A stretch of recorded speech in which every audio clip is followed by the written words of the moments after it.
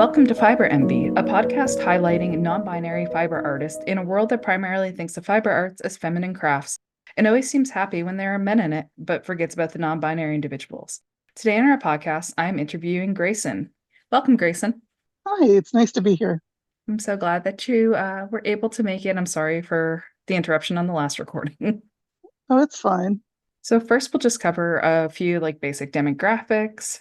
What pronouns do you use? They, them, And your age? 48, And what word do you use for your gender identity? genderqueer. And for fiber arts, I see that you said you do spinning, weaving, and knitting. Is there anything else? Also cross stitch, black work, and I'm currently learning sprang. What was that last one? Sprang, What is that? Sprang. It's a technique for making stretchy fabric that was used a lot before knitting was invented. It has been around since before recorded history. There are imprints of spraying fabrics on shards of pottery found at ancient sites. It's sort of a cross between braiding and netting. The fabric stretches in one direction but not the other, Okay. and it's not that hard to do. But there are lots of things you can do with it, like make lace and pictures and things like that. That sounds fascinating. I feel like I may have heard it, but just didn't know what it was before. Yeah, I went to a weaving convention a couple of weekends ago, and there was somebody there who's one of the experts in it. And I saw some of her work and sought her out and was like, I need to learn how to do this. So she pointed me in the right direction, and I'm working on my first project now. That is so cool. So how are you learning? Are you learning through videos, books? Both. I watched a few videos on YouTube, and then I got a book, and both the videos and the book are by the same woman, Carol James. She's kind of considered the expert in sprang right now. If you go to her website, it's spranglady.com. So nobody has to remember her name to get to the website. But she's got a couple of books out, and she's got a video series on how to learn and things like that. I am definitely checking that out afterwards. I just wrote it down to make sure that I remember. So let's talk about your history with fiber arts. When did you first begin? And you can start bare bones back when you first started things. You can tell me individual hobbies as you pick them up, whatever works for you.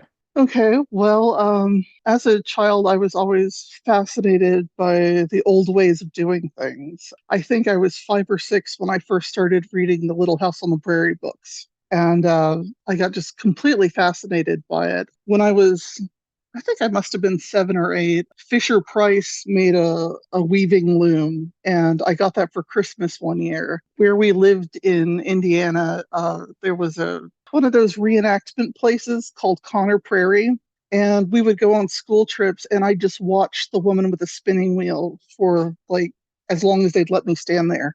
I didn't get seriously into anything until I was 17 and started knitting. I started originally to help me quit smoking. It did not do that, but I got a new hobby out of it. I learned to crochet around the same time. My mom taught me, and then I started spinning when I was 32 and weaving 36, because I was 36 at the time. Both of those stuck. And I'm always trying different things. I'm really into the historical aspect of textiles. The fact that people have been spinning for 40,000 years just blows my mind. I mean, spinning wheels weren't invented until the 13th century, but if you pick up a spindle and use it, you're doing the same thing somebody was doing 40,000 years ago. And that's just mind blowing to me and makes me feel this sense of connectedness with everybody who came before, you know? Yeah, it's one of those things where we always think of technology as getting perfected over and over again, but it's been perfect for so long. Mm-hmm. Yeah. I remember hearing something like that once where an archaeologist was like, "Oh, I don't know what this thing is." And they just brought it to, I think it was like a leather worker or something. And they're like, "Oh, we use that all the time now." Like you found I it in remember this. seeing that online. I forget what the tool was, but it was, yeah, something they used for leather work and had been using since caveman days. Yeah, it was like a burnishing bone or something like that. Mm-hmm. Yeah. Yeah, that's right. And there was another one too where like I think it was in ancient Roman Empire. There was like that dodecahedron thing that like knitters Yes. were like, oh, you make gloves with it. Yeah, we don't know if that's actually the case though, because there's no other evidence of knitting until like about the year 1000 AD in the Middle East. Now, it may have been used for that because textiles don't stick around in most climates. Mm. We have very little evidence for a lot of prehistoric stuff outside of like bog people and Egyptian tombs. Because in most places, something buried underground is going to decompose pretty fast in terms of textiles. Yeah, we didn't really attach preservatives to them or anything. So, Look, and we still don't. Just people think a lot of, well, spinning has always been primarily done by women, and women's work has never been particularly appreciated, even when it was being used to clothe the whole community. There's a great book called Women's Work, The First 20,000 Years by Elizabeth Barber, I think is the author's name. And she talks about a lot about that in there. yeah, I think I saw that book. I think it came up maybe in like a roundup in my book groups. People put like their monthly, this is what I've read. And I feel like I've seen that book recently. So, It's well worth reading. oh, there's so many textile history books I want to read. Because, like you said, it's fascinating that we're still doing this thing that people have been doing for millennia. And honestly, it hasn't really changed significantly. No, it hasn't. I mean, there have been lots of different types of looms over the centuries and millennia, but they all basically do the same thing, which is hold one series of yarns taut while you pass other yarns through it perpendicularly.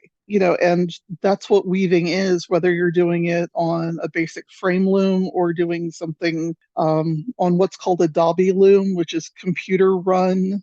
It's all doing basically the exact same thing. Speaking of looms, this is off of my list of questions, but you know what? We're going to go with it. I saw on your website, there's the Grayson loom. Do you want to tell us something about that? Yeah, first off, I did not name it. What happened was I was looking to build what's called a warp weighted loom. And that's the loom that was used in prehistoric Europe and in classical antiquity. Like a lot of the representations we have of it are on Greek vases on pottery. And the way it works is, I mean, typically they were like 6 feet tall. They were big things and sometimes even bigger, and you can make longer fabric on them than you can the height of the loom. But they were used to make sails, and they were used to make garments and bed linens and everything you can weave. And I wanted a travel size one to do demonstrations with. And I couldn't find one online, and I am not a carpenter at all. So I found a woman named Jennifer on Etsy who was selling frame looms that I realized I could modify and make into a warp weighted loom. So I contacted her and said, "Hey, I want one of your frame looms, but I want it with these things not on it, and maybe do a little something different with it." And she sent me the results, and I put it together, and I wound up doing a little bit of woodwork to modify it and figure out a different shape for parts of it that would make it easier to use as a warp weighted loom instead of as a frame loom, which is what it was designed for. And she said, "Can I take your changes and sell it as a warp weighted loom? I'll give you a cut of the sales. And do you mind if I name it the Grayson loom?" And I'm like, sure, go for it. And we've sold them to Australia and Qatar and England and all over the place. That is amazing. I wonder how many of those people are like you, like they wanted something, but they couldn't find anything small enough. And now they're just like thrilled to have finally found the thing that they were looking for. A lot of people who are into doing historical reenactment are very interested in trying warp weighted looms and giving demonstrations with them. So something you can take apart and stick in your car already warped comes in really handy for that. So going back to the old version ones that were used to like make sails and stuff. So you said they were like over 6 feet tall. Were they wider too? Yes, they were wide. They could be as wide as you wanted them to be.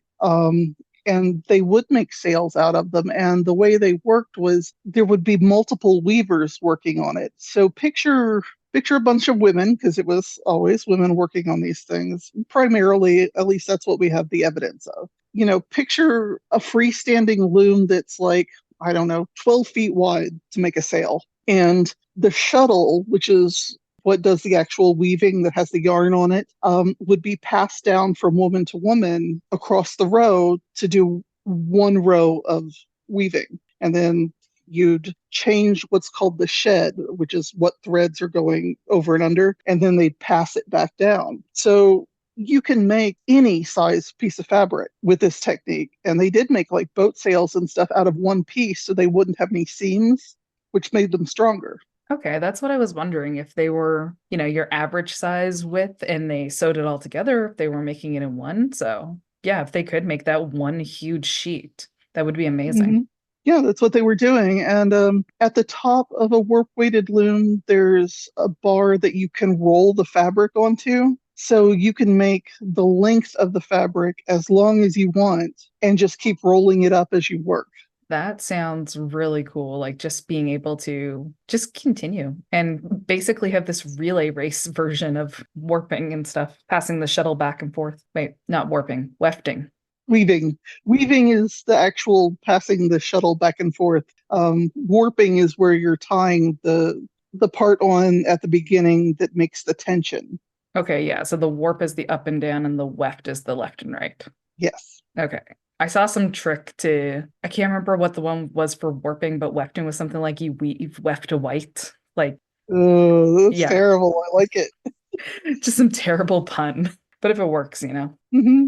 So going back to you and your history, so how did you get into all your different fiber arts and how did you learn? Like what interested you and how did you pick them up? Knitting, I learned from a book. It was 1993, so there was no web yet. I think it was one of the Harmony guides because I also used their crochet book. I never got really into crochet because I'm left-handed, and so I can look at a chart and work the opposite direction. But if I'm reading written instructions, it's like chain three, single crochet such and such, I have to write them backwards, and it's usually not worth it. But I learned both of those from books. And then spinning, I rented a wheel and got a like 2 or 3 minute lesson from a friend. And everything else I think I got from experimenting or YouTube videos. I've recently had another friend give me a couple of 2 minute lessons about spinning on a charka, which is an Indian spinning wheel for cotton. I was given a book charka, which is about the size of a hardback book, and then it folds open and it spins very fast. So the longer a fiber is, the less twist you have to put in it to turn it into yarn. So a piece of wool could be, 4 or 5 inches long. Well, cotton is only about maybe half an inch long. So it requires more twist because the twist in yarn is basically all about friction. You're keeping it from pulling apart by the fibers grabbing onto one another. And the best way to do that is with twist. And so for cotton, you have to spin very, very, very fast. And that's what charkas do, is they spin very fast. So I got a lesson on how to do that. But for the most part, it was watching YouTube videos and teaching myself. Weaving, books and YouTube videos. Cross stitch, I've been doing long enough. I don't remember where I learned it from. And like I said, spraying, I got a 2 minute lesson and then looked up some videos on YouTube. Yeah, I looked up that charka and I see what you mean about them folding down into like a little carrying case. And that's Hmm. really neat. And some of the bigger ones too are so elaborate looking. Hmm. So is charka like you said that because cotton has the shorter staple length than, like wools and stuff, are charkas generally used for like any plant fiber then? No, they are specifically used for short fibers like cotton.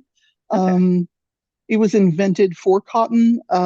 Some people will spin silk on it as well, but plants like flax, which is what turns into linen, are like the pieces of it are like a yard long almost. other plant fibers like hemp, nettle. They're all what's called bast fibers, which means it's these long, skinny pieces that are almost the length of the plant itself. But cotton is its own thing, it's very short. I was gonna say, I like how we have all these other plant fibers that are longer and sound easier to, combine together. And then we're like, cotton's great though. Tiny little fluff balls.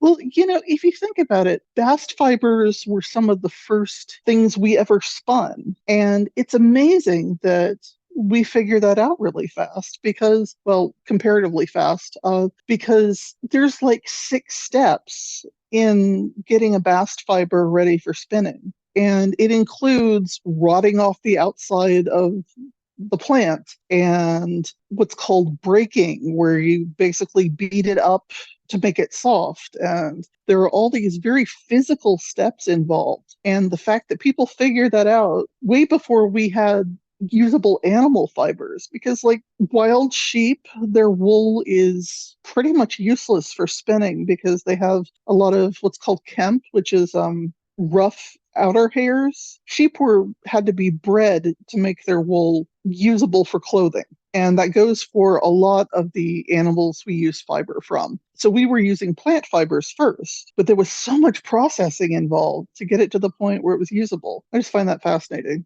Yeah, I know what you mean. I follow somebody on YouTube who her name is Engineering Knits. And she did that. Like she grew her own flax and she was it flax? Yeah, I'm pretty sure it was.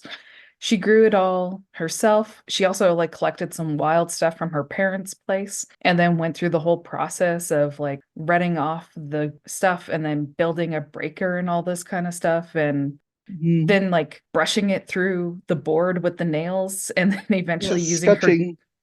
that's the word. I like that word. It sounds fun, scutching. But yeah, eventually like going down to her dog's brush because it was, it was so narrow. It worked better for it to be finer. And it's just Hmm. like so many steps. And it's like, who looked at a plant and thought, I'm gonna wear that. Yeah, well, it kind of makes sense to figure out because let's say you go out in a field and there's some long grasses and you pick up a couple of pieces and you start twisting them together and you're like, hey, they don't break after I've twisted them together. And then you start experimenting from there. So it makes sense logically, but just the fact that we figured out fairly early all the steps needed to make the best fabric we could. Yeah, like if you see those, like there's some things that are just woven flat grasses that are used as a form of clothing or at least a protecting piece of Hmm. like something wearable. And it's like, okay, yeah, I see that. But yeah, there's so many steps and I can't imagine how, like, I'm so curious how long it actually would have taken for us to figure out, okay, we've got step one and now we got to figure out how to do step two and then step three. Like there's a possibility of failure at every one. So there's so much experimenting. There is, but I think some of it also came logically. Let's say you found a piece of flax that had rotted in the pond or something, and you're like, hey, this is flexible. It needs the outside taken off, though. Let's take the outside off. Well, now it's not totally soft. Maybe if we hit it with a hammer a few times, so it makes sense, but it's still just a very long process to do. And up until the modern times, buying a new outfit was more like buying a car than it was like buying a new pair of pants in terms of the relative cost and how long you were expected to use the thing. Tablet weaving has been around since like at least the Bronze Age in Europe, and it makes bands that are decorative and you can put patterns in them. And it would be common to make new bands to go around the cuffs and hem of your tunic or your dress or whatever to make it new again. Or change the embroidery that's done, or doing something small and decorative, but you were expected to use the same piece of clothing for as long as it hadn't worn out. And patching was a big thing too.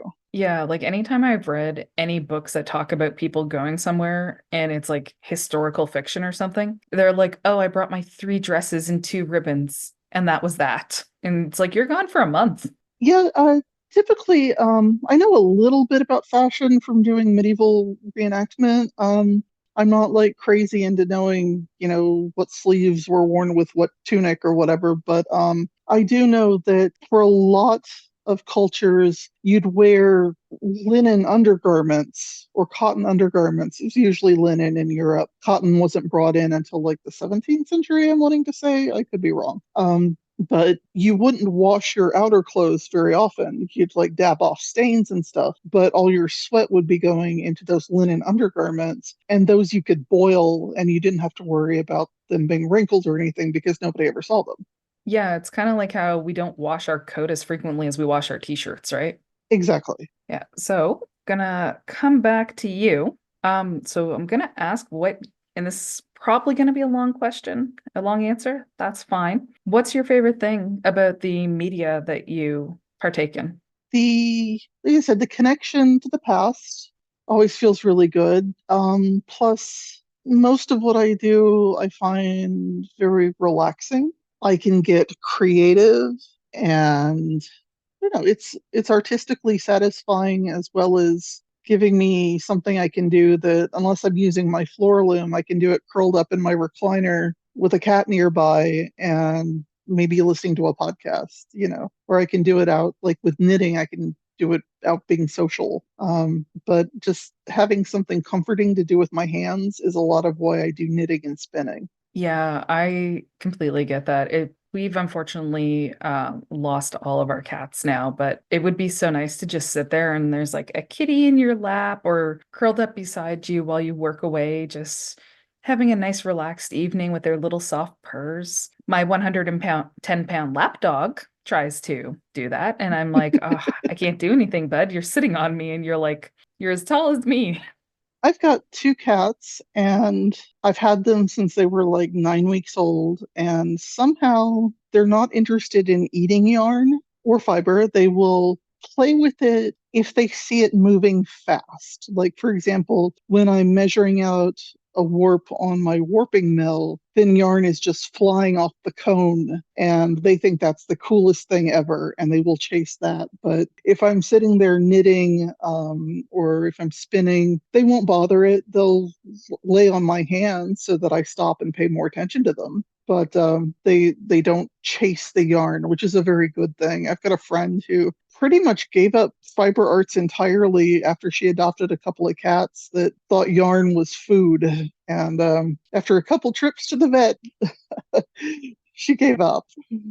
Yeah, I actually took up learning friendship bracelets because it was something I could do that didn't involve something sharp because my puppy thought that the boy I have now when he was a baby, he thought that if my hands were moving, it was great to try and grab what was in them. So I couldn't Ooh, have a sewing needle in my hand. So I was like, okay, friendship bracelets, it's taped. If he grabs it and chews it up, big deal. He won't get a needle at least. spraying would be good for you. You only use your fingers. Thankfully, he's pretty good right now. He doesn't really bug my stuff, but don't get me wrong. Like I said, I'm still going to look into it because I need a seventh hobby in my life, apparently. I've got so many I want to try just to say I know how to do them. Like, I had a friend of mine teach me how to make bobbin lace, and that was cool, but it wasn't something that I wanted to get like seriously into, but I'm glad I know how to do it. I feel like you and I are very similar that way. Like I've learned how to weave like on a rigid heddle loom. And Mhm. so I know how to do it practically now. I have a piece that I made. Do I ever see me getting a loom and actually weaving? Probably not. Well, I did most of my weaving on rigid heddle for like, oh gosh, I guess the first 5 or 6 years I was a weaver. And weaving is a very expensive hobby. Hmm. And I'm on disability, so I wasn't going to go crazy with it. One piece of advice I will give to anyone out there considering becoming a weaver: do not buy your equipment used. It is very easy to find stuff, or do not buy your equipment new. Sorry. Always buy it used because, a loom that goes for, say, $2,000 new, you can oftentimes pick up for, like, say, 800 or something. And that's for an expensive piece of equipment. So I would get like used rigid heddle looms and stuff like that. And I had a table loom that had like four shafts on it or something that I swapped my rigid heddle for. And then a friend of mine in the Weavers Guild I joined said, "I'm giving you a floor loom." And I'm like, no, I do not have the space. At the time, I was in a 3 bedroom place with two roommates, and I did not have room for this thing. She doesn't take no for an answer very well. So I shared my bedroom with the floor loom for a while. And this thing it weaves a piece that's 40 inches across. So it's like, I'm wanting to say it's 51 inches across, and then the same when it's unfolded front to back. And now the other roommate I had moved out, and so now I use the spare bedroom as my weaving studio. But there is no way in hell I would have ever purchased something that big and expensive because I just don't have the budget for it. But thankfully, if you get involved with like a weavers guild or some kind of crafters guild where you have weavers around, then there's lots of people going, "Oh, I'm going to sell this piece of equipment. Oh, you've never used one before. Here, I'll give it to you cheap." And I mean, you don't want to just go in and say, like, anybody got a deal for me. You make friends. You get to know people. That's not why you're there. You're there to learn, but also you can get some really good deals that way.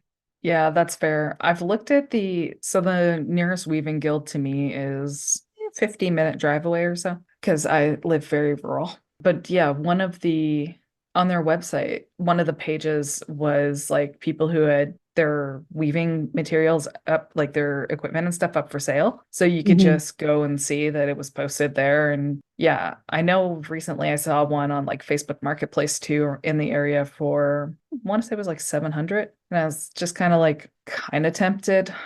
I know I am. I don't need another hobby. Yeah, and using a floor loom is a very physical activity because you're putting your feet down on treadles, you're beating the fabric, you're throwing the shuttle. It's a very whole body activity, and it's not something that everybody likes to do, and it's not something that a lot of people find relaxing. I weave less than I do my other hobbies because it's a very physical thing, and it's not me being lazy. It's just that most of the crafting I do, I like to be curled up in a comfy chair. Yeah, that's fair. A friend of mine has three floor looms now that, yeah, there's three. And holy frig, the size of them. Like, there's no way that Hmm. working that thing is not a good body workout. It is, and you have to be real careful with your ergonomics and stuff so you don't hurt your back. And it's fun to do when you get to do something really complex. But I teach private lessons, and I got a very, very small 8 shaft loom, which will let me do some really complex patterns. But it's only like it weaves a piece that's 9.5 inches wide, so it's less than 12 inches wide total. And I can use it sitting in my recliner. So if I want to do something really tricky and complicated, I'll just make something small because I can do it in a relaxed fashion. Yeah, that's fair. Like, you want to be comfy with what you're doing. So, or else, why do it if you just can't be cozy once in a while?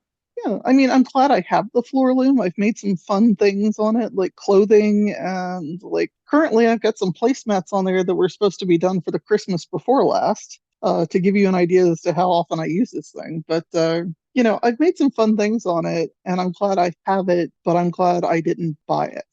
That's fair. That's also one of my things is it's like if I buy this and I feel like it's an expensive purchase, how frequently will I actually use it? And therefore, will I feel justified having put this money out?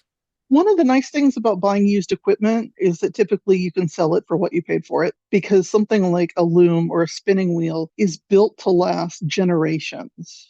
And, if I buy something used for, say, $200, I can very easily turn around and get $200 when I sell it. But when you buy something new and then try and sell it used, that's where it loses the value. Yeah, that's a really good point. A lot of like different textile things like that do actually hold their value. And I hadn't thought about it, but yeah, I mean, if you're meant to keep using it through most of your life, yeah. So back to you. We keep getting over into other things, which is fine. That's fine. I'm gonna ask if you're part of any fiber arts groups, either online or in person. Um, I am on the board of my local hand weavers guild. I'm the webmaster. Before I went on disability, my career was web developer, and I still keep up on a lot of my skills. And so I do the website, and I'm a member of the state guild that I joined just to go to this recent conference because you got a discount if you were a member. And I'm on a few groups on Ravelry, but I haven't been on chatting online as much lately. I've got a couple craft groups I'm on in Discord, but again, I haven't been online much. Do you find that the groups that you're in are like, do they have any feeling of being geared towards either guys or girls or anything? Definitely women. Definitely women.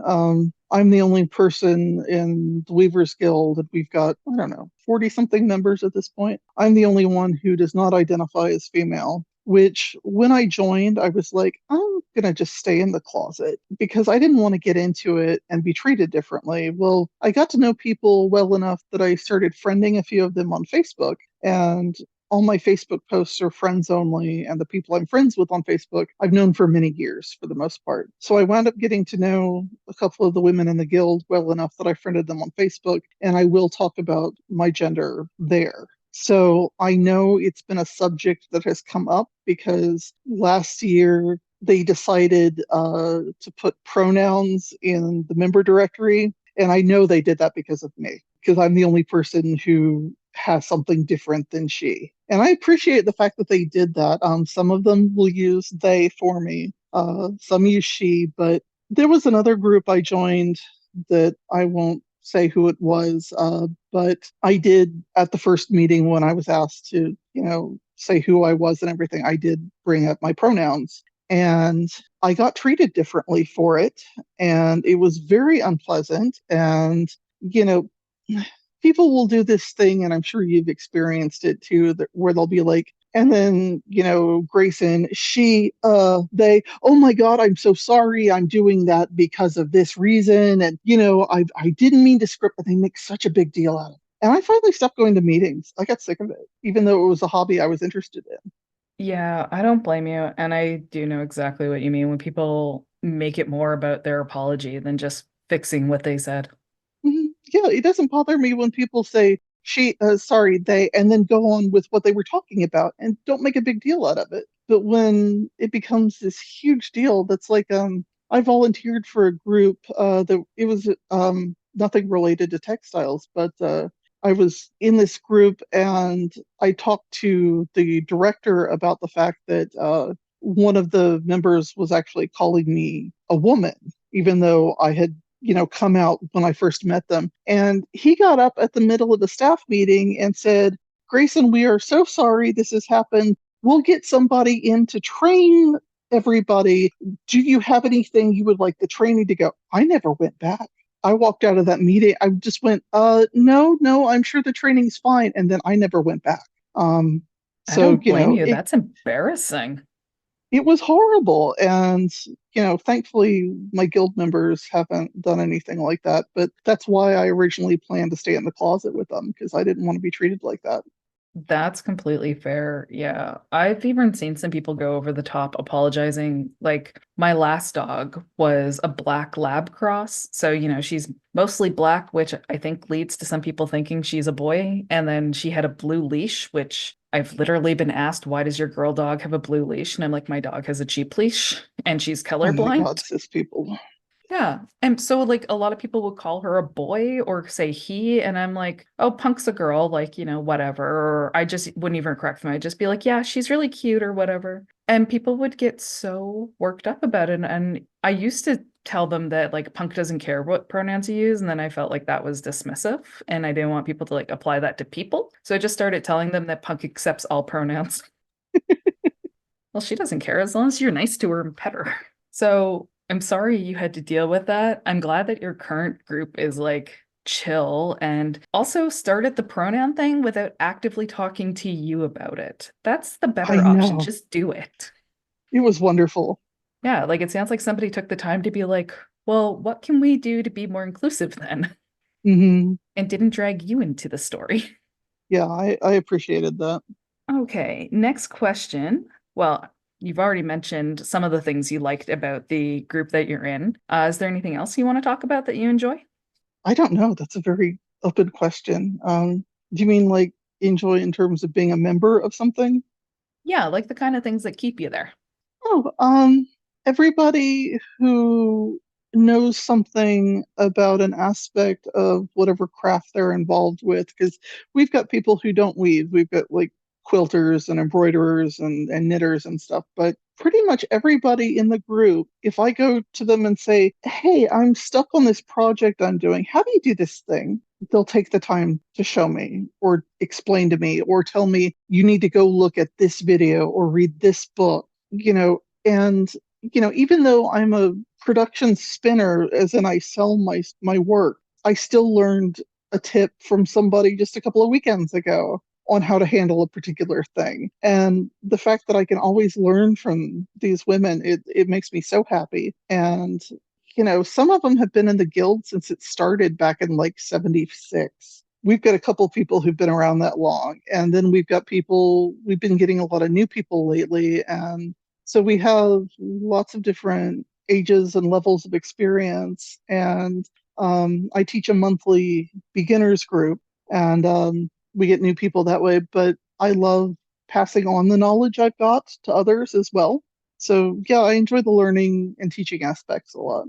That's great. Yeah, it sounds very oh, what is the word I'm looking for? Like very community based as opposed to individuals in the same area. Yes, definitely.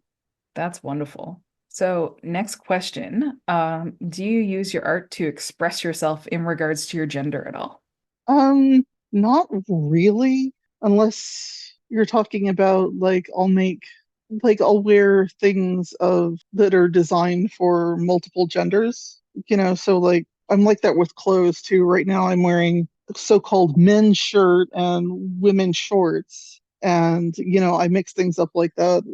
I'm happy to wear, a lacy scarf and a really butch looking hat at the same time, but I don't like that's about it for gender expression. No worries. I get that, like, some people just don't really think about it too much when they're doing their art either. So, Well, I've got some plans to do some tapestry, and when I start doing that, I plan to explore some like themes, but I'm not at the point yet where I'm ready to jump into that. is it going to be tapestry weaving or tapestry like Yes, embroidery? weaving. Okay, that'll be really cool. So let's see. So the next question is kind of like related. Do you feel like your art or the doing of your art interplays with your gender or gender expression? For example, many fiber arts have a social identity as being for women, either through domestic practices or things like black work that you said you do, which in classical times was like a higher class women's relaxation kind of thing because they had the time to make sure both sides looked great, right? Right. I will say that most people, whether they're crafters or not, assume that knitters are going to be women. There are more men in weaving, but not by too much. I mean, this conference I was at, I think there was about 150 attendees. Two of them were male, and then there was me, and everybody else was presenting as female. I don't think there was any trans people there, but you can never tell. But there's more men writing like the books and the teaching and stuff for weaving. But I had somebody tell me that when I first came out as trans, which was when I was 35, I had always known there was something that wasn't entirely female about me, but I didn't think I was a guy. And I heard the word genderqueer, and it's like this light bulb went off, and I was so delighted to find out that non binary was a thing. Well, after that, I'm like, I'm going to try being more masculine and seeing how that feels. And I had somebody say to me, this is almost word for word, "Oh,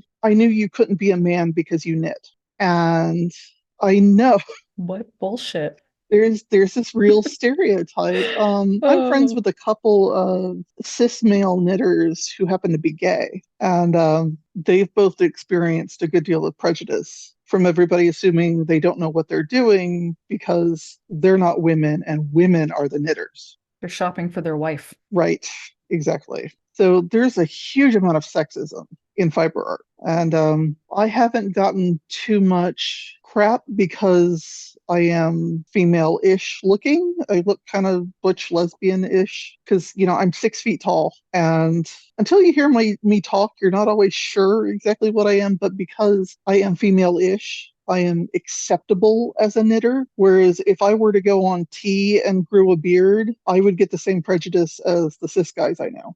Yeah, I'm actually surprised to hear you say that there's like more dudes in weaving, but that's probably just from my position as not being part of weaving. So I see more like things about how there's more like male knitting groups now and stuff like this. But yeah, definitely still the assumption is you're gonna be female and you're probably gonna be like, white, because Yep. there's still like some racist elements of it as well. But yeah, oh, I feel bad for your friends. I hope it's gotten better since there have been more and more like, articles coming out that every time I see one, I'm like, we've covered this already. And the articles are always, guess what? There's men who knit, Yeah, and they're all the same. They're all like that.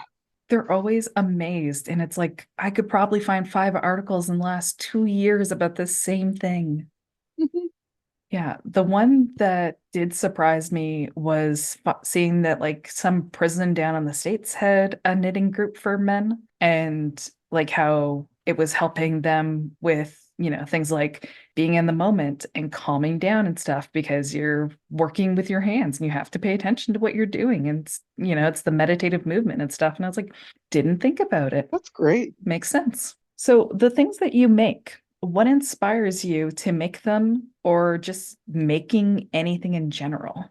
Sometimes I make things for a reason. Like, I hand spun and then knit a sweater for my mom that I finished in like October or something. And she wore it everywhere this winter and it was fantastic. Sometimes I'll make things specifically for people, sometimes I'll make things specifically for me, but a lot of the time it's, ooh, there's a cool pattern. I want to try it. Or I'm in the mood to make a scarf.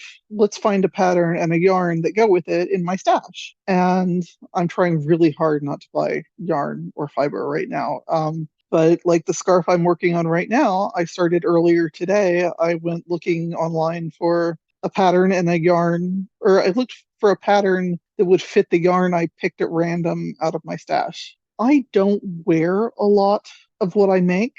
I'm in Florida, and being somebody who works with wool in Florida, I donate a lot to charities. I mean, I'm doing some scarves we're going to do a scarf bombing with my guild next winter, and that'll be fun because it does get cold down here for a few days. We're in the northern part of Florida, so it will get down into like the 30s a few times. But like, I run hot, and this last winter, I think I wore one of the sweaters I've made for myself 3 times, and that was it. So mostly I make stuff to give away or donate. Last year I gave some stuff to there's a group called G Safe that does an annual handmade item auction for queer students, and I donated a few things to that, and I'm going to give some more this year. But yeah, a lot of times it's just I need something to make, whether it's spinning or knitting or whatever, and let's see what I can come up with. But I don't really have a goal of, oh, I need, a 13th scarf, because I really don't. Yeah, I'm very much I have found the one thing I like and I will wear it to death until it falls apart. So same thing, like I'm not going to make myself 10 scarves because I'm not going to wear 10 scarves. I'm going to find the one of them that I like the most and the others will be ignored. Yes, exactly. Yeah, so a lot of my stuff too, I just knit it and then donate it to like there's a women's shelter nearby, so I just donate it there and I'm like, here you go. Nice squishy comfy things for you because I won't keep them. Yeah, and when it comes to charity knitting, I'm at least here in the States, a lot of people will do their charity knitting with really awful yarn, like Red Heart and things that are either scratchy or after a few washes they're going to be hard because they're made out of acrylic, which is, petroleum based. And they're going to get nasty. And I'm like, if you're going to take the time to knit something, especially something that may be treasured by a homeless person or someone who, just needs something extra warm in the winter, don't make it out of yarn you wouldn't wear yourself. I'm not saying you have to spend $50 on a skein of alpaca or something. Just So when I make stuff, I use yarn I would wear myself. It's just a pet peeve of mine, I guess.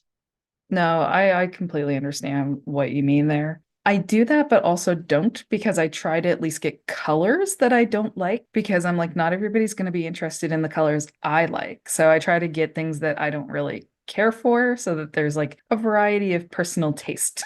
Oh, well, I definitely do that with colors. I'm talking specifically about how the yarn feels in your hand and how it's going to feel after, 20 washings. And, is it going to fall apart on the person? And Hmm. is it going to squeak? I know Michaels is an American and Canadian brand, but I don't know how far down to America it goes. Do We you have have we Michaels have around there? Michaels, yeah. Okay, I thought it was a complete nationwide, but it wasn't certain. They've have their Loops and Thread brand of yarn, and oh my God, I bought one little skein of yarn because I was crocheting cute little donuts. I made one donut. It left us like I don't even know what to call it. It like irritated my finger so much it basically cut it open. Oh And I my was like, this God. whole skein's going in the garbage. I hate it. It's not nice to knit with. It's not nice to give away. No, and there are plenty of decent yarns out there that aren't very expensive. I mean, most of Lion brand stuff is machine washable and decent enough for something that, it's not fancy, but I wouldn't feel bad giving it to somebody. Yeah, Lion Brand's got one Hometown, I think it's called. Homespun? I don't think it's Homespun. It's a newer one. I feel like Homespun's been around for a while, but the Yeah, it colors has. in that line I am in love with. Holy frig. I haven't seen any Lion brand in a while because I worked for a yarn shop for a while a couple of years ago, and employee discounts are the devil. And so I have lots of very nice stuff I didn't pay too much money for, and I'm working out of stash primarily. But yeah, I know Lion Brand has a few decent things, or at least they did back when I used to work with their stuff. Yeah, I've made jokes about how I don't have to go to Michael's because I am the craft store now Hmm. because I just have so much stuff. I honestly go to Michael's more often just to walk my dog. Because our Michaels is pet friendly. So he goes in there and we like practice being calm around people. Or like there was a huge, terrible winter storm here and he was so antsy and restless. And I was like, let's go see if Michael's is open. So we just walked him around the store a couple of times and went home. And the employees are like in love with him. The cashier up front will call over the headset to tell everybody he's here so they can come Oh, pet that's him. adorable. It is. I didn't realize they were doing it until I took him to the back where the framing is. And the framer came in and was like, oh, yeah, so and so told us already on the headsets. And I was like, oh my God, my dog is a So well-known cute. entity in the store. Oh, well, whatever. He's getting it. He's doing really well with his training. I'm really, really happy with him. And I'm glad that we have that option, right? So Hmm. especially when it's like cold out and I don't want to go for a walk, but somebody else does because somebody else's cold resistance is much better than mine. Okay, and the last question that I have for you, and this one can be as easy or as complicated as many things as you want to think about. What is your favorite thing that you've made so far, no matter what it is? I would say probably that sweater from my mom. This beautiful 75% merino, 25% silk, hand dyed. I spun, gosh, the sweater must have used about 2,000 yards and I made it sport weight. And I altered the pattern to make it look better on her. And I put months of work into that thing, and it's beautiful. And I'm so proud of it. That is adorable. Dear listener, you did not, since this is video, you did not see, sorry, this is audio, you did not see my face, but my heart was just tugged because that is very sweet. And I know that feeling because my mom is also a very appreciative recipient. So if my mom asks, my mom gets. Yeah, my mom is so knit worthy. She's my best friend. She really is. And I love making stuff for her. So it's good. Yeah, when you get that person who knows, even if they don't do themselves, they appreciate how much effort goes into the thing and they're so excited about it. It's the best. Hmm. Okay, so as a final, not a question, but statement, is there anything we didn't cover that you want to go over yourself? Like we didn't talk about your website and you have some wonderful resources on there. So if you want to tell us more about that or if there's anything else, please do. Sure. My blog and links to a lot of the other things I do is at GraysonOsborne.com. I talk about books I've read. I talk about, I've got links to my handspun shop online. I've got notes from lectures I've given about textile history. I have a bunch of stuff up there. It's not just me talking about what I ate yesterday. You can find out more about the Grayson loom on there. And then I have my hand spun shop, which is switch knits. And I've got quite a bit up there right now. And it's all stuff I spun myself, and most of it's hand dyed. Not by me. I am terrible at dyeing. I don't know. And if anybody wants to get in touch with me, there's contact forums on both sites. I'm not very active on social media except for Facebook, which is friends only. So Yep, nope, fair enough. I am the same way. I am particular about my Facebook. I don't want to have it, so I'm just going to use it for the people I cannot see very often. But yeah, no, I have already sent a link on your page with the notes for was it spinning in the occult, or just it was fiber arts oh in the yeah. occult? Yeah, I hope you get to make an actual full podcast episode out of that sometime because that sounds great. And I know my friends and I will be 100% into it when it happens. Well, I was gonna do it for Anti-Fragile Tarot, which was run by a woman named Susanna, and she became a nurse. She graduated from nursing school during the first year of the pandemic, and she just an ER nurse at that, and she just Oh, does not have time to run a podcast anymore. But if anybody wants me to come on their show and talk about the intersection between fiber arts and the occult, I am totally down for it. yes, please. If anybody's listening who that's your vibe for your show, do it and then send me a link. And then I will also connect the link to this episode. So come on, pick it up. Let's go. All right. So thank you so much. And listener, if you want to find Fiber MB on the internet, we're at Instagram under the username FiberNB, FiberEnby. If you want to email me, fibernb@gmail.com. Got a link tree in the bio of the Instagram. That's linktree, linktr period ee/fibernb. And on there, you can find submission forms to submit for yourself, a suggestion form if there's somebody you'd like me to interview. And I have Ko-fi, whatever, at ko-fi.com/fibermb to help with the cost of the show. And looking forward to seeing everyone in the next episode.